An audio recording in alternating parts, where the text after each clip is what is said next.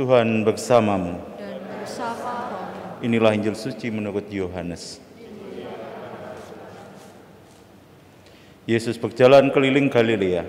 Ia tidak mau tetap tinggal di Yudea, karena di sana orang-orang Yahudi berusaha untuk membunuhnya.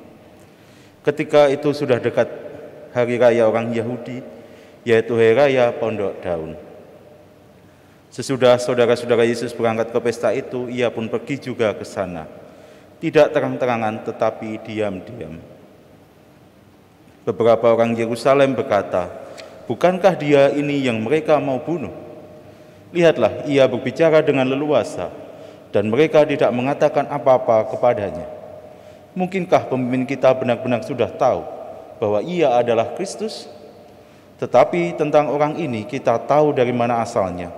Padahal bila Kristus datang, tidak ada seorang pun yang tahu dari mana asalnya."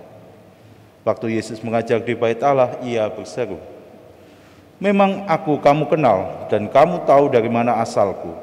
Namun aku datang bukan atas kehendakku sendiri, tetapi aku diutus oleh Dia yang benar, yang tidak kamu kenal. Aku kenal Dia sebab aku datang dari Dia, dan Dialah yang mengutus aku." Mereka berusaha menangkap Yesus, tetapi tidak ada seorang pun yang menyentuh Dia, sebab saatnya belum tiba. Demikianlah sabda Tuhan.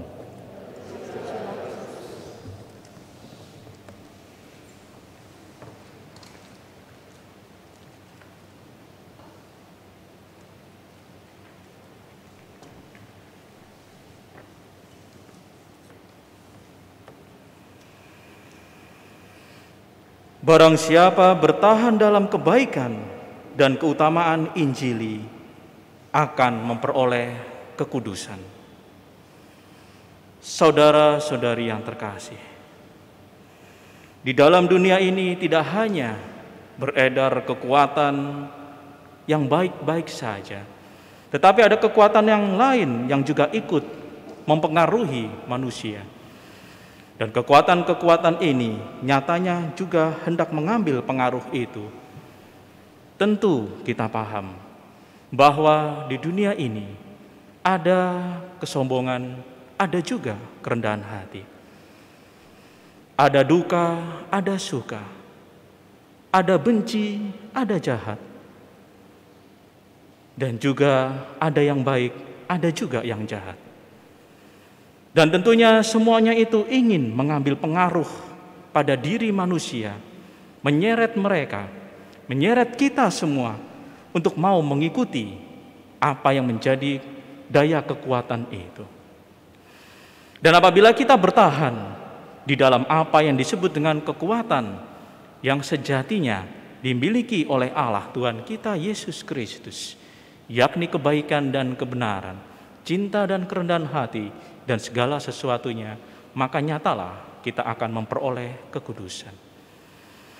Dan tentu kita mengetahui pula di dalam kehidupan ini, ketika ada orang-orang yang melakukan kebaikan, hidup dalam kebaikan, ada saja yang berusaha untuk meredam apa yang disebut dengan kebaikan yang dihidupinya.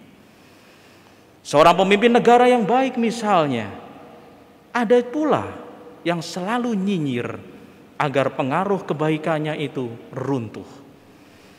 Dan ada juga mungkin kita yang menghidupi kebaikan dan segala sesuatunya, ada juga yang mencela kita, nyinyir kepada kita. Maka hendaklah kita tidak redup dalam kebaikan itu. Kita bisa melihat Tuhan kita Yesus Kristus, kurang baik apa Dia? Selalu berpihak kepada orang-orang yang dipinggirkan, orang-orang yang dicap sebagai terkutuk, orang kusta, orang miskin selalu ada di dekatnya. Dan Yesus menjadi populer akan hal itu semuanya.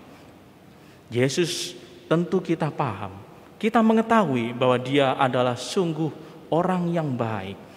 Tetapi ada orang yang senantiasa berusaha untuk menjegal dan menyingkirkannya, bahkan menghilangkannya. Ingin menghilangkan pengaruh dari Tuhan kita Yesus Kristus. Dan itulah nyata terjadi di bumi ini. Dan kita mesti paham apa yang dimaksud oleh Tuhan Ketika kita bertahan dalam kebaikan, kebenaran, dan keutamaan Injili, maka nyatalah kita akan memperoleh kekudusan. Dan itu sejatinya disampaikan pula oleh Mother Teresa dalam kesaksian hidupnya. Dia berkata-kata dalam pesannya, jika engkau orang yang murah hati, mungkin ada orang yang menuduhmu mencari muka atau meminta pamrih, tetaplah engkau bermurah hati. Bila engkau adalah orang yang jujur, namun mungkin ada orang yang menipumu, tapi bagaimanapun juga tetaplah hidup dalam kejujuran. Dan apabila engkau adalah orang yang baik hati, mungkin ada orang yang nyinyir kepada kamu, tidak suka pada kamu, bagaimanapun juga tetaplah bermurah hati. Dan nyatalah juga kita bisa melihat teladan dari orang-orang kudus lainnya, pejuang-pejuang kemanusiaan yang lainnya seperti Uskup Romero, di mana dia berada di pihak kepada orang-orang yang miskin yang tertindas oleh karena ketidakadilan. Dia ditembak mati saat mempersembahkan misa, sebab ada orang yang membenci itu. Namun nyatalah bahwa Paus Fransiskus menggelari dia, membeatifikasi dia sebagai seorang martir. Dan kita senantiasa juga diajak apabila kita tetap bertahan dan konsisten dalam nilai-nilai kebaikan dan keutamaan Injili, maka kita pun sejatinya akan mencecap kekudusan pula, sebagaimana orang-orang kudus itu menghidupi apa yang disebut dengan kebaikan dan keutamaan Injili itu. Tuhan memberkati kita semua.